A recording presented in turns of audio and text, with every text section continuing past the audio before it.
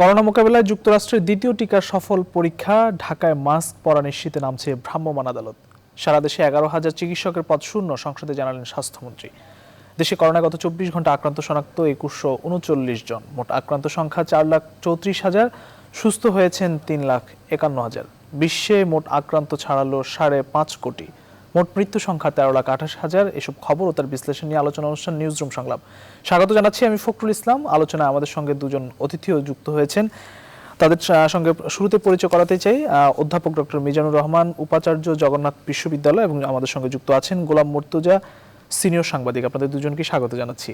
প্রিয় দর্শক, আপনারা থাকুন আমাদের সঙ্গে পুরো আলোচনায়। আমরা আলোচনায় সরাসরি যেতে চাই। অধ্যাপক ডক্টর মিজানুর রহমান, সম্প্রতি উপনির্বাচন, বাসে আগুনের ঘটনার পর রাজনীতির মাঠে দীর্ঘদিন পর একটি উত্তপ্ত পরিস্থিতি বিরাজ করছে। আজকে সংসদে প্রধানমন্ত্রী বলেছেন করোনায় বিএনপি ফায়দা লুটতে চাচ্ছে, এমন একটি খবর আমরা দেখেছি। রাজনীতি আসলে কোন দিকে মোড় নিচ্ছে বা সমসাময়িক প্রেক্ষাপটের বিবেচনায় যদি আপনি বলেন।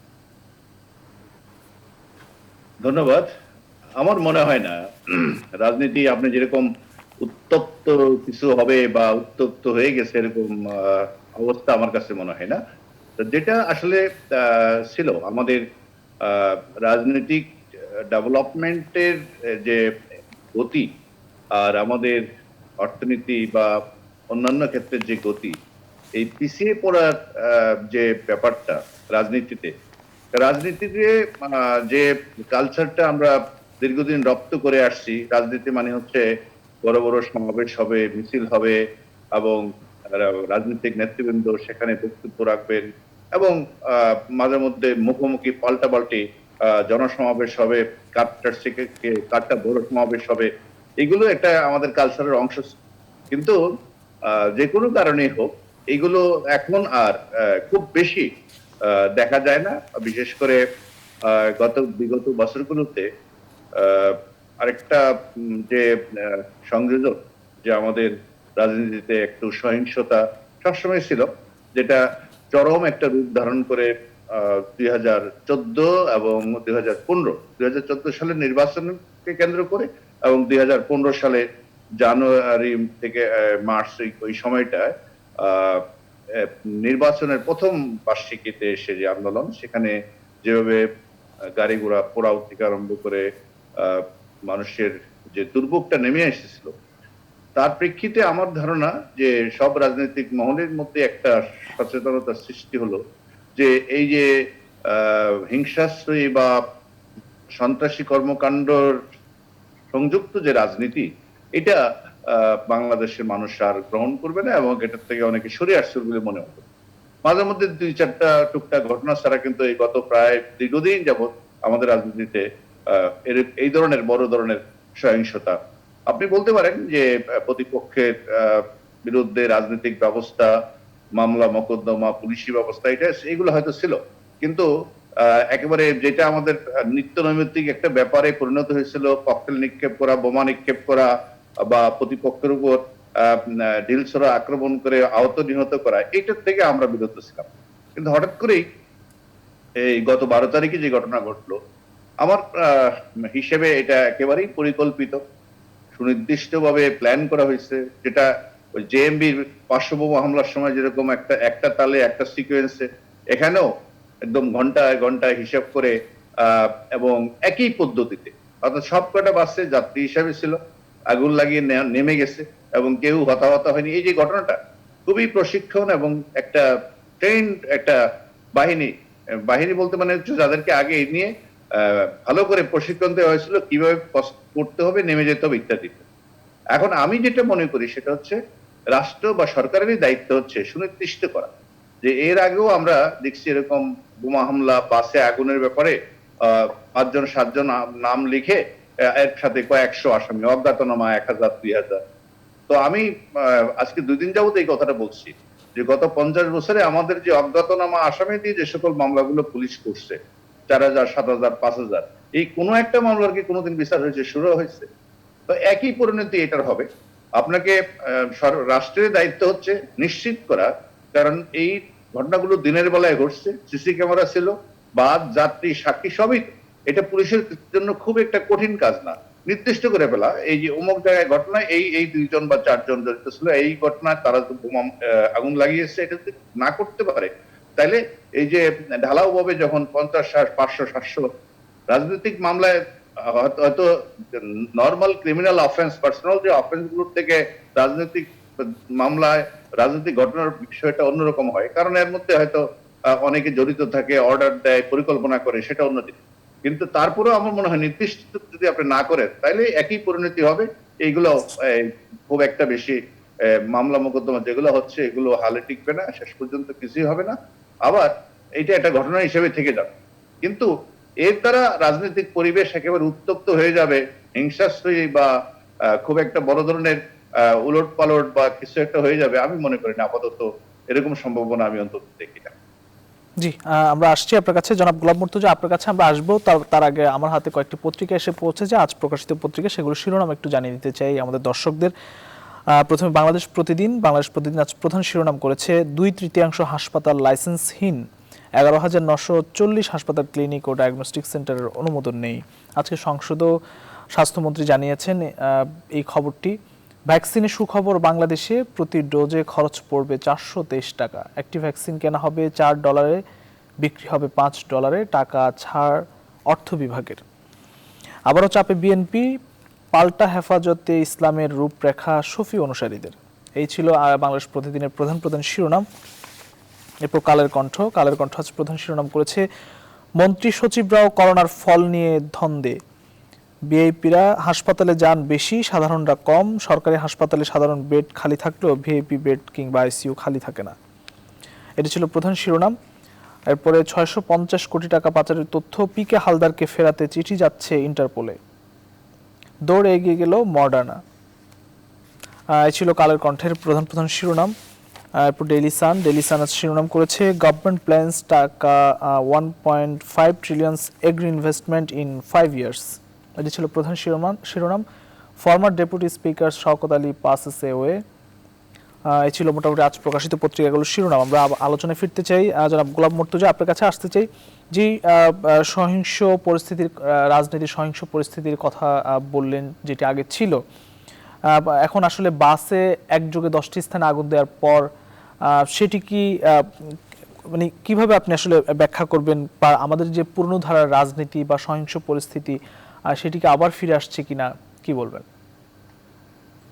ধন্যবাদ আপনাকে। এটা কি সেই পুরনো ধারার রাজনীতি, সহিংসতা, এটা 2013, 14 বা 14-15 যে সময়টাতে একটা দেখা গিয়েছিল, সেই সময়ের সহিংসতাটা একটা ভিন্ন মাত্রা পেয়েছিল। তারও আগের যদি বাংলাদেশের রাজনীতির কথা চিন্তা করি, রাজনীতির কথা যদি আমরা পর্যবেক্ষণ করি এবং নির্মোহভাবে যদি বিশ্লেষণ করি, তাহলে আমরা দেখবো যে আমাদের রাজনীতিতে সহিংসতা, জ্বালাও পোড়াও, বিক্ষোভ, আগুন, এগুলো সবসময় কম বেশি ছিল। বর্তমান সময়ে এরকম কোনো আলামত ছিল না, এরকম কোনো ইঙ্গিত পাওয়া যাচ্ছিল না, কিন্তু হঠাৎ করে আবার সেই বাসে আগুন দেওয়ার ঘটনা ঘটল। এখন এই ঘটনাটি ঘটিয়ে এরকম একটি বিষয়কে আমন্ত্রণ জানানো হলো, পরিকল্পিতভাবে ঘটানো হলো, নাকি কি কারণে এরকম একটি ঘটনা হঠাৎ করে ঘটলো? আগুন যে বাসে দেওয়া হয়েছে এটি হচ্ছে সবচেয়ে বড় সত্যি। প্রশ্ন হচ্ছে কে দিল, কারা দিল। এখন কোন জায়গার সিসিটিভি ফুটেজ আছে, সিসিটিভি ফুটেজ যদি নাও থেকে থাকে, বর্তমান সময়ে আইন শৃঙ্খলা রক্ষাকারী বাহিনী যে পরিমাণ তৎপর এবং দিনের বেলায় আগুন দেওয়ার ঘটনাটা ঘটার প্রেক্ষিতে এই তথ্য বা এইটি অনুসন্ধান করে বা তদন্ত করে বের করা আইন শৃঙ্খলা রক্ষাকারী বাহিনীর জন্য অত কঠিন কোনো কাজ হবার কথা নয়। প্রশ্ন হচ্ছে এই ঘটনাটা কারা ঘটালো? একেবারে সামনের দিকে থেকে যারা আগুন দিল তারা তো আগুনের ঘটনাটি ঘটালো। নেপথ্যে কেউ যদি থেকে থাকে, কেউ যদি পরিকল্পিতভাবে অর্ডার দিয়ে, নির্দেশনা দিয়ে, অর্থ এবং অন্যান্য সবকিছু দিয়ে যদি সহায়তা করে থাকে, তাহলে সেটা প্রকৃতভাবে বাহক যারা বা যারা মাঠ পর্যায়ে থেকে আগুনটি ধরালো তাদেরকে যদি গ্রেপ্তার করা যায়, তাদের মুখ থেকে এই ঘটনাগুলো আমরা শুনতে পারি, আইন শৃঙ্খলা রক্ষাকারী বাহিনী শুনতে পারে। তার ভিত্তিতে পেছনের যারা শক্তি তাদের বিরুদ্ধে ব্যবস্থা নেওয়া যেতে পারে। কিন্তু আমাদের দুর্ভাগ্য হচ্ছে, আমাদের এখানে যখন একটি ঘটনা ঘটে, বাংলাদেশে যখন একটি ঘটনা ঘটে, সেই ঘটনা ঘটলে ঘটনাটির পেছনে কে থাকে বা সামনে কে থাকে, অনুমান ভিত্তিক এক ধরনের আলোচনা শুরু হয় এবং বাংলাদেশের রাজনীতির গুরুত্বপূর্ণ নেতারা এক দল আর এক দলকে অভিযুক্ত করে আলোচনা, সমালোচনা, তর্ক বিতর্ক এবং রাজনৈতিক বক্তব্য দিতে থাকে। বিশেষ করে যারা সরকারে থাকে তারা বিরোধী দলের প্রতি ইঙ্গিত করে, শুধু ইঙ্গিত নয়, সরাসরি কথা বলে। সরাসরি কথা বলাই শুধু নয়, দেখা যায় যে ওই সময়ে বিরোধী দলের যে সমস্ত নেতারা সবচেয়ে বেশি অ্যাক্টিভ এবং সেই সমস্ত নেতাদের যদি অতীত রাজনৈতিক কর্মকাণ্ডের সঙ্গে সহিংসতার বিষয়গুলো নাও থাকে, আসামি করা হয় প্রথম অবস্থাতেই মূলত তাদেরকে আসামি করে, সঙ্গে ডক্টর মিজান যেটা বললেন, সঙ্গে আরো অজ্ঞাতনামা 1-2-2000 আসামি করা হয়। এই যে প্রক্রিয়া, এই প্রক্রিয়াটিতে কাজ করতে গিয়ে যেটা হয়, আগুন দেয়ার ঘটনাটি সত্যি যদি ওই নেতার কর্মীরা বা ওই নেতাদের তত্ত্বাবধানেও হয়ে থাকে, কিন্তু পুলিশি তদন্তের আগে মামলা এবং ক্ষমতাসীন রাজনৈতিক দলের বক্তব্যের কারণে পুরো বিষয়টি একটি রাজনীতিকরণ হয়ে যায়, পুরো বিষয়টি একটি রাজনৈতিক রূপ পায়। সেই কারণে সাধারণ জনমানুষের ভেতরে বিষয়টি নিয়ে যদি সত্যিও হয়ে থাকে, তবুও বিষয়টি নিয়ে একটা সন্দেহ তৈরি হয় এবং এই সন্দেহের জায়গাটিতে গিয়ে একটা পর্যায়ে গিয়ে মামলাগুলো চলতে থাকে, হাইকোর্ট থেকে জামিন পেতে থাকে, মামলাগুলো ঝুলে থাকে, রাজনৈতিকভাবে কোণঠাসা করার জন্য কখনো কখনো সেই মামলা গতিশীল হয়, আবার চুপচাপ থাকে। কিন্তু এই যে রাষ্ট্রের ক্ষতি করা, বাস পোড়ানোর যে ঘটনা, এই ঘটনাটির সুষ্ঠু, গ্রহণযোগ্য, বিশ্বাসযোগ্য কোনো তদন্ত হয় না। বিশ্বাসযোগ্য তদন্তের ভিত্তিতে বিচার করে শাস্তির যে জায়গাটি, সেই কাজটি হয় না। আর এটা একটি দিক। আরেকটি দিক হচ্ছে, এই ধরনের আলোচনা বাংলাদেশের রাজনীতিতে মাঝে মধ্যে সামনে আসে বা এখন যেটা আসছে, এই আলোচনাগুলোর কারণে যেটা হয়, বাংলাদেশের জনজীবনের যে মৌলিক সমস্যাগুলো থাকে, অত্যন্ত গুরুত্বপূর্ণ যে সমস্যাগুলো থাকে, জীবনমান উন্নয়নের যে পরিকল্পনা থাকে, এই করোনাকালে মানুষের যে বিপদ, করোনাকালে মানুষের যে সংকট, করোনাকালে মানুষের সামাজিক যে অস্থিরতা, করোনাকালে মানুষের যে কর্মহীন হয়ে পড়া, কর্ম মানে মজুরি কমে যাওয়া, এই যে সমস্ত বিষয়গুলো এখন আলোচনা হওয়া দরকার, সেই আলোচনাগুলো তুলনামূলকভাবে চাপা পড়ে যায়। হাজার হাজার প্রবাসী এই মুহূর্তে বাংলাদেশে এসে এক ধরনের বিপদে আছে, তারা যেতে পারছে না। আপনি লক্ষ্য করে দেখেন, আমাদের সরকারি দল এবং বিরোধী দলের যে পরস্পর দোষারোপের রাজনীতি, সেই দোষারোপের রাজনীতির জায়গাতে কিন্তু আমাদের এই প্রবাসী শ্রমিকরা, এই রেমিটেন্স যোদ্ধারা নাই। আপনারা যে একটি প্রতিবেদন দেখালেন দক্ষিণ আফ্রিকার দূতাবাসের প্রবাসী কর্মীদেরকে নিয়ে, কি মর্মান্তিক প্রতিবেদন! আপনি লক্ষ্য করে দেখেন, আপনি চিন্তা করে দেখেন, যে মানুষগুলোর অর্থে এই গত 12 দিনে তারা $1 বিলিয়ন অর্থ পাঠিয়েছে, সেই মানুষগুলো একজন সরকারি প্রজাতন্ত্রের কর্মচারী। রাষ্ট্রদূত মানে হচ্ছে একজন প্রজাতন্ত্রের কর্মচারী। ওই শ্রমিকের পাঠানো অর্থ দিয়ে এই প্রজাতন্ত্রের কর্মচারীর বেতন দেয়া হয়। সেই প্রজাতন্ত্রের কর্মচারীর জন্য একজন প্রবাসী শ্রমিক সকালবেলা কাজ বন্ধ রেখে দূতাবাসে আসছেন, তিনি এই প্রজাতন্ত্রের কর্মচারীর দেখা পাচ্ছেন না। শুধুমাত্র এই একটি কারণেই, তদন্তের ভিত্তিতে শুধুমাত্র এই একটি কারণেই ওই রাষ্ট্রদূত বাংলাদেশের রাষ্ট্রদূত থাকতে পারেন না। কিন্তু দুর্ভাগ্যজনক হচ্ছে, আমাদের রাজনীতিতে, আমাদের সরকারি দল বিরোধী দলের রাজনীতিতে এই সমস্ত সবচেয়ে গুরুত্বপূর্ণ ইস্যুগুলো রাজনীতিতে গুরুত্ব পায় না। রাজনীতিতে গুরুত্ব পেয়েছে আগুন দিয়েছে, আগুন দেয়া অবশ্যই গুরুত্ব পাবে, কিন্তু এটা তর্ক বিতর্ক বা দোষ চাপানোর বিষয় না, এটা তদন্তের বিষয়। আমরা তদন্ত বাদ দিয়ে আমরা কথা বলি, বিরোধী দল কথা বলে, সরকারি দলও কথা বলে। তো সবাই যদি কথা বলেন, তাহলে বিচারটা কে করবেন, তদন্তটা কে করবেন?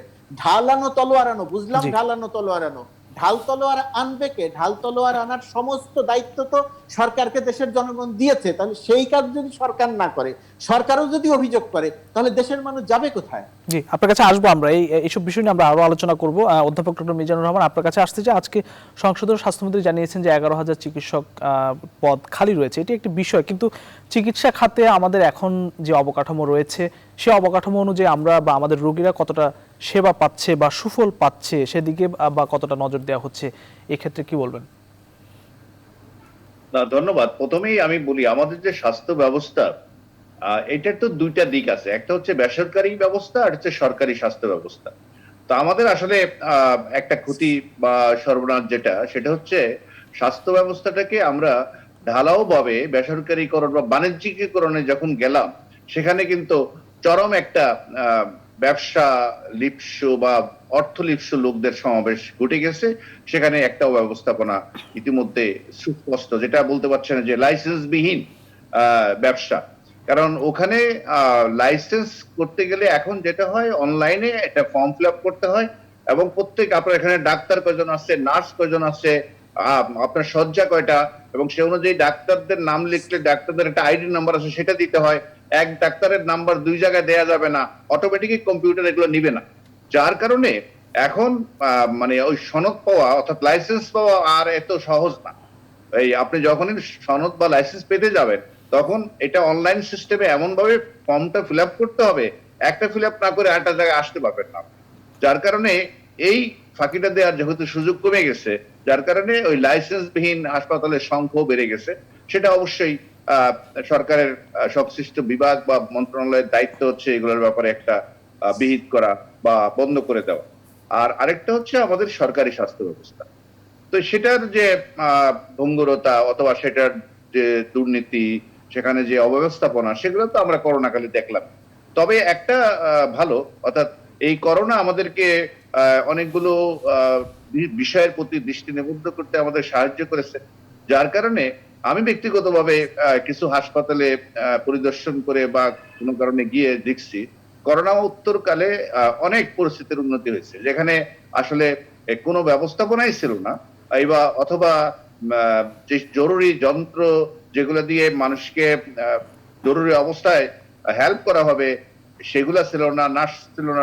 নার্স ইতিমধ্যে 4 থেকে 6,000 নার্স নতুন করে নিয়োগ করা হয়েছে, ডাক্তার নিয়োগ করা হয়েছে। যার কারণে আমি মনে করি আমাদের করোনা পূর্ববর্তী সময়ে যে তীব্র সংকটটা ছিল স্বাস্থ্য ব্যবস্থার সরকারি খাতে, সেটার কিছুটা হলো সুরাহা হলো। এবং আমার মনে হয় এখন যে শূন্য পদগুলো আছে, সেগুলোতেও আরো ডাক্তার নেয়ার উদ্যোগ নেওয়া যেতে পারে।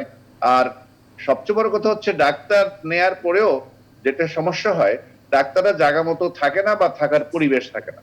এই কথাগুলো আমরা বহুবার বলছি।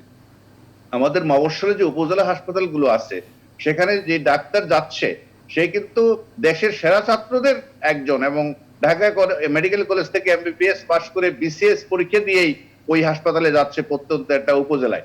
কিন্তু সেখানে যখন গিয়ে দেখে, সে তার অনেক পিছনে ব্যাক বেঞ্চের যে ছাত্রটা, সে হয়তো ওই কেন বলা হয় পুলিশের কর্মকর্তা অথবা প্রশাসনের কর্মকর্তা, সে যখন একটা জিপ নিয়ে ঘুরে এবং সে যখন সমস্ত সুযোগ সুবিধা গুলো ভোগ করে, আর ডাক্তারের যখন একটা বসার জায়গাও থাকে না, একটা মানে টেবিল চেয়ার থাকে না, তার রুমে যখন পর্দা থাকে না, তখন স্বাভাবিকভাবে ওই সেও আবার ওইখানে না থেকে ঢাকার দিকে চলে আসা অথবা অ্যাবসেন্ট থাকার একটা প্রবণতা কিন্তু দুই দিকে দেখতে হবে। এটা সবটা ডাক্তারদের দোষ দিয়েও লাভ নেই।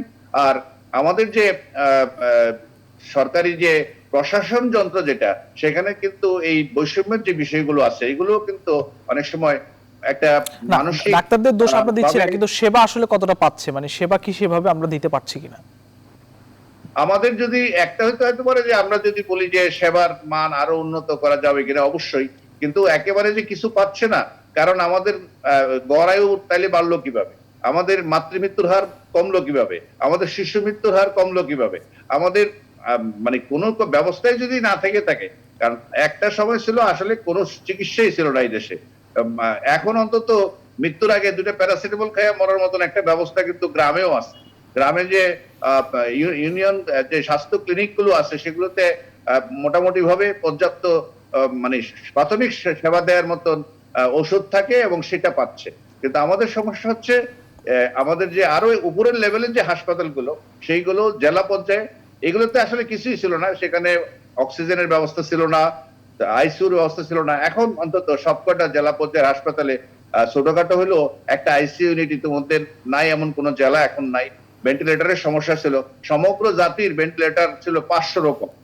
আর এইটা এখন বাড়তে বাড়তে 1000-2000-এর মধ্যে চলে আসছে, এবং সবকটাই কিন্তু এই করোনার আগে থেকে আরম্ভ করে এই সময়ের মধ্যে কিন্তু অনেক কিছু ইমপ্রুভমেন্ট কিন্তু আছে, এটা কিন্তু স্বীকার করতেই হবে। আর তারপর আমি বলবো যে আমাদের স্বাস্থ্য ব্যবস্থা মাথাওয়ারি যে খরচ যেটা, ব্যয় যেটা, এটা আমাদের সে 10 গুণ হচ্ছে চায়নায়, আর চায়নার 7 গুণ হচ্ছে ইটালিতে। সেই ইটালির মতন জায়গাতেও কিন্তু এই যে করোনা পরিস্থিতি বা করোনার যে সংকট, সেখানে কিন্তু সামাল দিতে পারেনি। আমাদের ব্যবস্থাটাকে অনেক উন্নত করতে হবে, আর এই স্বাস্থ্য খাতে আমাদের ব্যয় বাড়াতে হবে, আর ব্যয় যেন আবার অপচয় না হয়। একটা জিনিস কিনতে গিয়ে যে ধরনের অপচয় হয় বিশেষ করে স্বাস্থ্য খাতে, সেটা কিভাবে ঠেকানো যায় সেই রকম একটা ব্যবস্থা আমাদের নিতে হবে। টাকা বরাদ্দ বাড়াতে হবে, প্লাস এই বরাদ্দকৃত টাকা দিয়ে যেন যথাযথ কাজগুলো হয়। আমি জানি না কিভাবে ডিপিপি পাস হওয়ার সময় তো আমি দেখি পুঙ্খানুপুঙ্খানু বিশ্লেষণ হয় কোন জিনিসের দাম কত, কারণ আমি ডিপিপি তৈরি করার সাথে আমি নিজে যেহেতু ধরেছিলাম, অনেকবার বাছাই হয় এটার দাম বেশি হয়ে গেছে, এটার দাম কমে গেছে, কিন্তু পরে কিভাবে যেন হঠাৎ করে দেখি ওই বটির দাম 20,000 টাকা, পর্দার দাম 50,000 টাকা, এগুলো কোথা থেকে আসে আমি জানি না। কিন্তু এগুলো অনেকগুলো স্তর অতিক্রম করে কিন্তু প্ল্যানিং কমিশনে যখন একনেকে যখন পাস হয়, বহু জায়গায় প্রি একনেক এটা সেটা স্ক্রুটিনি হতে হতে যায়। তো সবার চোখের অন্তরালে কিভাবে গিয়ে শেষ পর্যন্ত পর্দার একটা পর্দার দাম 55,000 টাকা, একটা টেলিস্কোপের দাম 1.5 লাখ টাকা, এগুলো কিভাবে হয় আমার বোধগম্য হয় না। আমাদেরকে স্বাস্থ্য খাতে বরাদ্দ অবশ্যই বাড়াতে হবে, আর এই টাকা যেন আমাদের সত্যি সত্যি অবকাঠামো যে সমস্যা যেটা আছে আমাদের সেটাতে ব্যয় হয়। আর অবশ্যই স্বাস্থ্যমন্ত্রী বলে থাকেন যে এতগুলো পদ খালি আছে, আমাদের ডাক্তার বেকারও আছে, প্রচুর ডাক্তার এখনো বেকার আছে। তাদেরকে আমি মনে করি অন্য যে কোনো পেশার সাথে এটাকে কম্পেয়ার না করে, বা অন্য কোনো জি। শূন্য পদের সাথে এটাকে কম্পেয়ার না করে অতি জরুরি ভিত্তিতে আমাদের ডাক্তার আরো নিয়োগ করার দরকার। আর একই অবস্থা কিন্তু আমাদের স্কুলগুলোতে একই অবস্থা, কলেজগুলোতে আপনার কাছে ফিরবো আমরা। নিয়োগ করা হয়। জি, জনাব গোলাম মুর্তজা, আপনার কাছে এই বিষয় নিয়ে কথা বলতে চাই। আমরা দেখছি যে স্বাস্থ্য খাতে যে বাজেট এমনিতেই কম, তার মধ্যে রোগী যারা রয়েছে তাদেরকে আমাদের দেশে 70% খরচ চিকিৎসার বহন করতে হয়। একই সাথে অবকাঠামো উন্নয়ন আমরা দেখেছি যে মিঠু কিংবা আফজাল গং বা বিভিন্ন সময় সব সিন্ডিকেট চক্রের দৌরাত্বের কারণে একটি রুগ্ন অবস্থায় পরিণত হয়েছে এই খাতটি। সেখানে আসলে রোগীর সেবার দিকে নজর কতটা দিচ্ছে বলে আপনার কাছে মনে হয়, কি বলবেন? ধন্যবাদ আপনাকে। স্বাস্থ্য খাতের যে আলোচনাটি আপনি তুললেন সেই আলোচনাটি নিয়ে আসলে আমাদের এখানে সিরিজ আলোচনা হওয়া দরকার। আমাদের এখানে সরকারি কর্মকর্তাদের মন্ত্রীর উপস্থিতিতে আলোচনাগুলো হওয়া দরকার, কারণ আমাদের এখানে স্বাস্থ্যমন্ত্রী যারা থাকেন তারা উপরে বসে মাঝে মধ্যে কিছু বাণী ছাড়েন, সেই বাণী শুনে আমরা তর্ক বিতর্ক বা আলোচনা করি, কিন্তু যে কাজগুলো তাদের করার কথা তারা যতদিন পর্যন্ত ক্ষমতায় থাকেন, যতদিন পর্যন্ত মন্ত্রী থাকেন, ততদিন পর্যন্ত তাদের আমরা এই কাজগুলো করতে দেখি না, বর্তমান সময়েও দেখছি না। এটা একটি দিক। আরেকটি বিষয়, সামগ্রিকভাবে স্বাস্থ্য খাতের ডক্টর মিজান যে কথাগুলো বললেন তার সঙ্গে আমি একমত পোষণ করে আরো কিছু কথা বলছি যে দুটি খাত তো, একটি সরকারি একটি বেসরকারি। সামগ্রিকভাবে স্বাস্থ্যের, আমি সরকারি খাতটা নিয়ে আগে কথা বলি। স্বাস্থ্য খাতের দুটি দিক, একটি হচ্ছে স্বাস্থ্য সেবা, আরেকটি হচ্ছে স্বাস্থ্য ব্যবস্থাপনা। বাংলাদেশের যে সরকারি স্বাস্থ্য খাত, সেই সরকারি স্বাস্থ্য খাতের ব্যবস্থাপনার সঙ্গে ডাক্তারদের সম্পৃক্ততা খুবই কম। সরকারি যে স্বাস্থ্য খাত, সেই স্বাস্থ্য খাতের ব্যবস্থাপনার উপরের তলায় আমরা কিছু সংখ্যক ডাক্তারদেরকে দেখি। সেই ডাক্তারদেরকে যারা রাজনীতির সঙ্গে সম্পৃক্ত, মূলত তাদেরকে দেখি, কয়েকজনকে দেখি। এই কয়েকজনকে কিছু বড় পদ দেয়া হয়, তারা সেই পদ নিয়ে খুশি থাকেন, কিন্তু এর বাইরে সরকারি যে ব্যবস্থাপনা, সেই ব্যবস্থাপনার পুরোটা থাকে সরকারের মন্ত্রণালয়ের হাতে, অর্থাৎ প্রশাসন বিভাগের হাতে। এর বাইরে আমাদের এখানে সবকিছু যেহেতু রাজনীতিকরণ, আমাদের এখানে যখন যারা ক্ষমতায় থাকেন হাসপাতালগুলোর কর্মচারীরা তাদের সেই রাজনৈতিক দলের সঙ্গে সম্পৃক্ত থাকেন। সম্পৃক্ত থাকার কারণে হাসপাতালের ব্যবস্থাপনার পুরো ব্যাপারটা নিয়ন্ত্রণ করেন তথাকথিত সিবিএ বা তৃতীয় বা চতুর্থ শ্রেণীর কর্মচারীরা। সেই জায়গাটিতে ডাক্তাররা, ঢাকা মেডিকেল কলেজ সহ সবকটি হাসপাতালে ডাক্তাররা অত্যন্ত অসহায়। এই অসহায়ত্বের মধ্যে থেকে আপনি যে সেবার কথা বলছেন, আমি দায়িত্ব নিয়ে বলছি, ঢাকা মেডিকেলের কথা বলেন, বঙ্গবন্ধু শেখ মুজিব মেডিকেল বিশ্ববিদ্যালয়ের কথা বলেন, জেলা শহরগুলোর সরকারি হাসপাতালগুলোর কথা বলেন, সরওয়ার্দী হাসপাতালের কথা বলেন, কিডনি ফাউন্ডেশনের কথা বলেন, হার্ট ফাউন্ডেশনের কথা বলেন, যে জায়গার কথা বলেন না কেন, এখনো বাংলাদেশে যে কোনো বেসরকারি হাসপাতালের চেয়ে এই হাসপাতালগুলো অধিক সংখ্যক, অধিক মানে 10, 20, 50, 100 গুণ বেশি মানুষের সেবা দেয়, তুলনামূলকভাবে ভালো সেবা দেয়, অনেক কম মূল্যে। অনেক কম মূল্যে বলতে, যেহেতু জনগণের অর্থ ভর্তুকি দেওয়া হয়, সেই কারণে এরা সেবা দেয়। অর্থাৎ ডাক্তারদের, সরকারি হাসপাতালের ডাক্তারদের যে দায়িত্বটি পালন করার কথা, অধিকাংশ ক্ষেত্রে এই সমস্ত ডাক্তাররা সেই দায়িত্বটি পালন করেন। হাসপাতালে বা ঢাকার বাইরে ডাক্তাররা কেন থাকতে চান না তার ব্যাখ্যা ডক্টর মিজান দিয়েছেন, আমি তার সঙ্গে একমত পোষণ করছি, পুনরাবৃত্তি করছি না। এটা গেল একটি দিক। এর বাইরে আমাদের হাসপাতাল, বেসরকারি হাসপাতাল, যে সেই হাসপাতালগুলো লাইসেন্সবিহীন কেন থাকছে?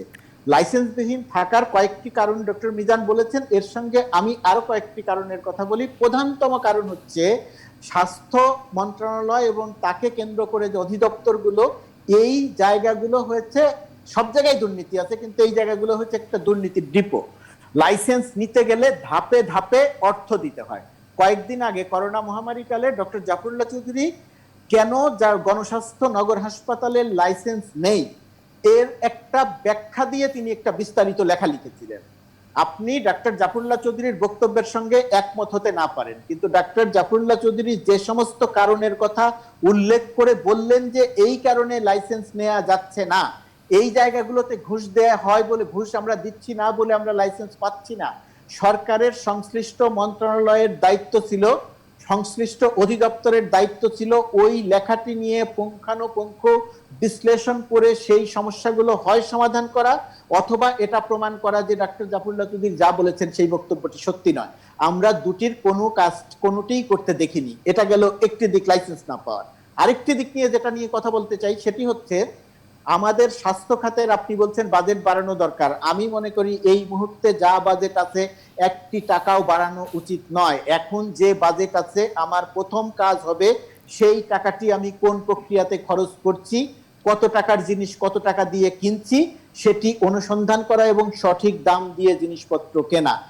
আপনি জানেন এই গত 10-12 বছরে টেলিভিশন মিডিয়াতেও একাধিক সংবাদ প্রকাশিত হয়েছে, ঠিকাদাররা তালিকা নির্ধারণ করে দিয়েছেন, তার ভিত্তিতে হাসপাতালের কেয়ারটেকারকে, তত্ত্বাবধায়ককে জিনিসপত্র কিনতে হয়েছে। কোন জিনিস তার হাসপাতালে লাগবে সেটা কিনতে হবে না, ঠিকাদার ঠিক করে দিবে। ঠিকাদারকে ঠিকাদার মন্ত্রণালয়ের প্রতিনিধি, তিনি ঠিক করে দিবেন, তার ভিত্তিতে কিনতে হবে। পাবনার জেনারেল হাসপাতালের যে ডাক্তার এটা কিনতে রাজি হননি, স্বাক্ষর করতে রাজি হননি, তাৎক্ষণিকভাবে তাকে বদলি করা হয়েছে।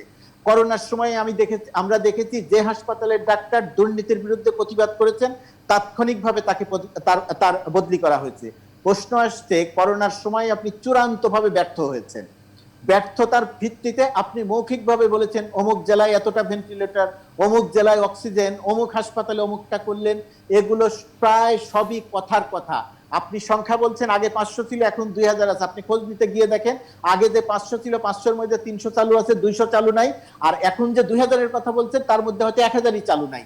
এগুলোর কোনো পর্যবেক্ষণ নাই, কোনো অডিট নাই, সামগ্রিকভাবে একটা অনিয়ম, দুর্নীতি টপ টু বটম, বিশেষ করে উপরের পর্যায়ে দুর্নীতিটা এতটাই বিস্তৃত হয়েছে, সেই বিস্তৃতির কারণে এখানে যে সুযোগটা নেওয়া হচ্ছে, বাংলাদেশ যেহেতু বড় দেশ, বাংলা ছোট দেশ, জনসংখ্যা বেশি, রোগীর প্রচুর চাপ, ডাক্তার বিশেষ করে সরকারি হাসপাতালের ডাক্তারদের পক্ষে এই সব রোগীর সমভাবে সেবা দেয়া সম্ভব নয়। যেহেতু সেবা দেয়া সম্ভব নয়, সেই কারণে রোগীরা সবসময় বিক্ষুব্ধ থাকেন, এবং সেই বিক্ষুব্ধ থাকার প্রধানতম প্রকাশ ঘটে ডাক্তার খারাপ, ডাক্তার আমার চিকিৎসা করলেন না, ডাক্তার আমার সেবা দিলেন না, আমি গিয়ে ডাক্তারকে পেলাম না, এই সমস্ত বিষয়গুলো সামনে আসে।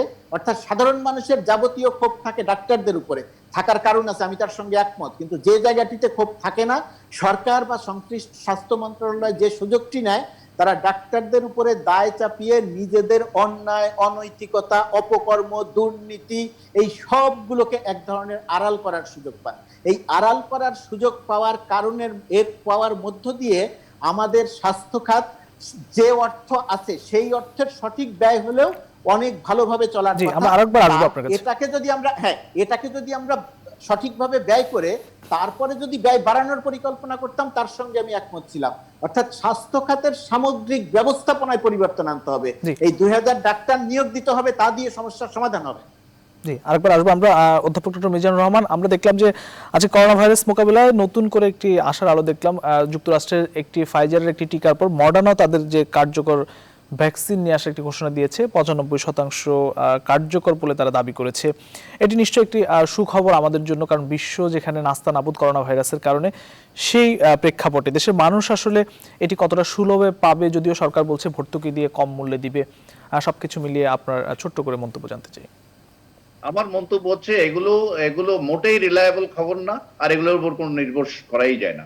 এই টিকার ব্যাপারটা এই এত খবর দিচ্ছে বিভ্রান্তিকর, আজকে ওটা কালকে ওটা পরশু এটা, ইভেন টিকা কোনোভাবেই খুব দ্রুত আসার কোনো সম্ভাবনা নাই, এটা আরো কয়েক মাস লাগবে। আর আসলেও যে এটা কার্যকর হবে কে বলবে? 184 বছর লাগছে গুটি বসন্তের টিকা আবিষ্কার হওয়ার পরে এটা নির্মূল হতে। আমাদেরকে টিকা আসার পরেও টিকা কেনার জন্য টাকা বরাদ্দ করুক আর যাই করুক, আমাদেরকে অনেক দিন এই করোনার সাথে থাকতে হবে, এটা নিশ্চিত। আমি কোনো বিশেষজ্ঞ না হয়েও বলছি অনেকদিন থাকতে হবে, এবং সেটা আমাদেরকে এই যেই কথাগুলো বলা হচ্ছে, মাস্ক পরা এবং সোশ্যাল ডিস্টেন্সিং বা সমাবেশে না যাওয়া, যে স্বাস্থ্যবিধি বলা হচ্ছে, এগুলো যদি আমরা পরিপূর্ণভাবে যদি আমরা প্রয়োগ না করি। আজকে অবশ্য ক্যাবিনেট ডিসিশন হয়েছে যে কালকে থেকে বা পরশু থেকে ঢাকা শহরে এনফোর্সমেন্ট লাগবে। আপনার এখন একসময় তো বলা হতো যে মাস্ক, অনেক বিদেশি মাস্ক লাগবে 95, এই দাম সেই দাম, এগুলো এখন 5 টাকা 10 টাকার মাস্কও বলছে অনেক অনেক উপকার। কারণ গেঞ্জি, পুরানো গেঞ্জি বা গেঞ্জির কাপড় দিয়ে যে মাস্ক তৈরি হয়, এগুলো আমার জগন্নাথ ইউনিভার্সিটির আশেপাশে এগুলো 10 টাকা করে 5 টাকা করে বিক্রি করে। মাস্ক এখন ব্যয়বহুল না, এটা এখন বাধ্যতামূলক করার জন্য যা যা করার দরকার সেটা করতে হবে। আর টিকার উপর আমি অন্তত ব্যক্তিগতভাবে কোনো এক্সপার্ট না, টিকার উপর আমি আপাতত ভরসা করতে চাই না। আমার ভরসাটা হবে ডিস্টেন্সিং এবং আমাদের মাস্ক একদম কম্পালসারি করে সবাই মাস্ক পরা, হাত ধোয়া যেগুলো আছে সেগুলো করা। আর একটা জিনিস মনে রাখতে হবে, এইগুলা আমাদের দেশে না, সারা পৃথিবীতেই সংকট। মাস্কের পুত্তলিকা দাহ করার থেকে আরম্ভ করে মাস্ক বিরোধী আন্দোলন এবং লকডাউন বিরোধী আন্দোলন, এগুলো উন্নত বিশ্বেও আছে। আমাদের এখানে যে পরিমাণ প্রচারণা হচ্ছে আমাদের গণমাধ্যমে, এটা আমি মনে করি এটা আরো বাড়াতে হবে। আর সবচেয়ে বড় কথা হচ্ছে এটা একটা সামাজিক সাংস্কৃতিক আন্দোলন হিসাবে আমাদের রাজনৈতিক দলগুলো যারা এই বিভিন্ন ইস্যুতে কথা বলে, তাদের উচিত এখন হচ্ছে কাজে নামা। যে তারা তারা এই কেনা বলা হয় যেখানে মানববন্ধন করে, মানববন্ধন কি জানি নাম দিচ্ছে একটা এখন, যে প্রেস ক্লাবের সামনে, সেখানেও অন্তত ভলান্টিয়ার রেখে দেওয়া উচিত, যারা যারা যাচ্ছে পথে পথে ইয়ে দেওয়া, কেনা বলা হয় মাস্ক দেওয়া। আর সরকারি দল তো দায়িত্ব আরো বেশি, সরকারি দলের অঙ্গ সংগঠন সবাইকে মিলে আসলে এখন আমাদের এই স্বাস্থ্যবিধি মানার দিকে নজর দিতে হবে। কারণ আমাদের পক্ষে ওই আবার নতুন করে লকডাউনে যাওয়ার কোনো সম্ভাবনা নাই এবং সুযোগও নাই। এটা হলে আরো বেশি, অর্থাৎ করোনায় যে পরিমাণ লোক মারা যাবে, ওই অর্থনৈতিক সংকটের কারণে আরো বেশি লোক মারা যাবে। জি, গোলাম মুর্তজা, আপনি যদি এই বিষয়ে একটু বলেন যে এখন আসলে টিকা নিশ্চয়ই খুব জরুরি, যেটি জনাব অধ্যাপক ডক্টর মিজানুর রহমান বললেন যে এটি আসলে শীঘ্রই আসার সম্ভাবনা খুবই ক্ষীণ। কি বলবেন, প্রত্যাশা প্রাপ্তির ফারাক কতটা আপনি ইয়ে করবেন? প্রত্যাশা প্রাপ্তির ফারাক আছে।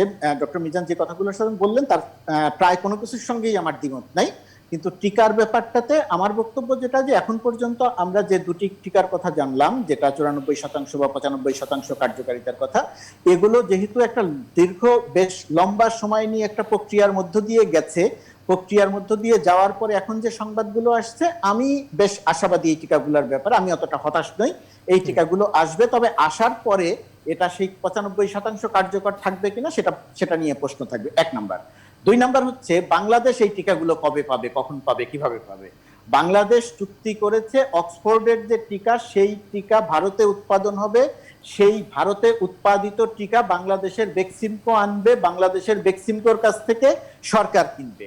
সেই টিকাটি এখনো পর্যন্ত এরকম জায়গাতে আসেনি, হয়তো 2-4 মাসের মধ্যে আসার একটা সম্ভাবনা আছে। অর্থাৎ পৃথিবীতে আপনি এখন যে দুটি টিকার কথা জানছেন, সেই দুটি টিকা বাজারে আসলেও আমরা খুব দ্রুত পাবো না। তার কারণ ওই কোম্পানিগুলোর সঙ্গে বাংলাদেশ কোনো চুক্তি করেনি। ওই কোম্পানিগুলোর সঙ্গে আমেরিকা নিজে, ইউরোপের উন্নত দেশগুলো, এশিয়ার উন্নত দেশগুলো ইতিমধ্যেই চুক্তি করেছে, মানে লক্ষ লক্ষ ডোজ প্রথম অবস্থাতে তারা নিবে, তারপরে গিয়ে আমরা পাবো। অক্সফোর্ডের ভ্যাকসিনটি যেটি ভারত উৎপাদিত হবে, সেটি যদি দ্রুত আসে হয়তো বাংলাদেশ পাবে, কিন্তু সেটি এই দুটি টিকার মতো অত দ্রুত আসার সম্ভাবনা খুব কম। যে জায়গাটিতে আমি ডক্টর মিজানের সাথে শতভাগ একমত, সেটি হচ্ছে আমরা যে মুখে স্বাস্থ্যবিধি মানার কথা বলে পুরো হাল ছেড়ে দেয়া একটা অবস্থার মধ্যে আছি। না সরকারি উদ্যোগ আছে, না সামাজিক উদ্যোগ আছে, না প্রাতিষ্ঠানিক উদ্যোগ আছে, না ব্যক্তি উদ্যোগ আছে, না স্কুল কলেজ, যে সমস্ত জায়গার থেকে যে প্রাতিষ্ঠানিক উদ্যোগ আসা দরকার সেই জায়গাটি আছে। আমরা কেউ কোনো স্বাস্থ্যবিধি মানছি না। ঢাকা শহরে 1 মাস আগেও যে টুকটাক 2-4 জনের মুখে মাস্ক দেখা যেত, আপনার কাছে আমি আসবো। দেখা যায় না, আর গ্রাম অঞ্চলে তো সেটা নাই। এই স্বাস্থ্যবিধি মানার ক্ষেত্রে এবং মাস্ক ব্যবহার করার ক্ষেত্রে আপনার কাছে আমি একবার আসবো, নিশ্চয়ই একবার আসবো। 1 মিনিটের জন্য আমি একটু অধ্যাপক মিজানুর রহমান আপনার কাছে আসছে, এক কথা একটু মন্তব্য জানতে চাই যে এশিয়ার মধ্যে আমরা এই মুহূর্তে সংক্রমণে শীর্ষ 5-এ অবস্থান করছে বাংলাদেশ। সেকেন্ড ওয়েভ ইউরোপের অনেক দেশে আমরা দেখছি, সংখ্যা সামনে রয়েছে, প্রস্তুতি কতটা দেখছেন এক কথা যদি আপনি বলেন। না, প্রস্তুতি যেটা আমি প্রথম যখন করোনা আসলো তখন যেরকম প্রস্তুত আমাদের ছিল আমাদের স্বাস্থ্য ব্যবস্থা, তার চেয়ে স্বীকার করতে হবে অনেক অসুবিধা, সংকট, চুরি, বাটপারি থাকার পরেও অনেক ব্যবস্থা অনেক উন্নত। আমাদের এখন টেস্টের পরিধি অনেক বিস্তৃত, যদিও আমাদের টেস্ট করার আগ্রহ মানুষের কমে গেছে। আমি মনে করি ওই সংকটটা কাটিয়ে ওঠার মতো সামর্থ্য কিছুটা হলো এখনো আছে। কিন্তু তারপরেও যদি আমাদের যদি এরকম ইটালির মতো ব্যাপক ঘটনা ঘটে যায়, তখন কিন্তু আমাদের সামাল দেওয়ার কোনো আরো স্বাস্থ্য ব্যবস্থা যদি আরো উন্নতও করি তাতেও কাজ হবে না, যেটা ইউরোপে হয়নি। অতএব আমাদের শেষ করতে হবে। আমরা গোলাম মুর্তজা আপনার কাছে আসতে, আপনাকে শেষ করতে চাই, রাজধানীতে মাস্ক পরা নিশ্চিত করতে ভ্রাম্যমাণ আদালত নামছে, আপনার এক কথা মন্তব্য জানতে চাই, কিভাবে বাস্তবায়িত হবে? আসলে ভ্রাম্যমাণ আদালত দিয়ে এই সমস্যার সমাধান হবে না, মানুষকে মাস্ক পরানো যাবে না। এটা একটা সামাজিক আন্দোলন, সরকারি রাজনৈতিক দল, প্রাতিষ্ঠানিক এই জায়গাগুলোর থেকে যদি একটা সামাজিক আন্দোলন তৈরি হয় তাহলেই সম্ভব। ভ্রাম্যমাণ আদালত দিয়ে 2-4 জনকে জরিমানা করা যাবে। 2-4 জনকে জরিমানা করলে গণমাধ্যমে আপনারা সংবাদ প্রকাশ করবেন। এর দ্বারা যে স্বাস্থ্যবিধি, এর দ্বারা যে মাস্ক পরানো মানুষকে, এই জায়গাটিতে সামান্যতম কোনো উন্নতি হবে বলে আমার কাছে মনে হয় না। জি, অসংখ্য ধন্যবাদ গোলাম মুর্তজা এবং অধ্যাপক ডক্টর মিজানুর রহমান, আপনাদের দুজনকে ধন্যবাদ জানাচ্ছি।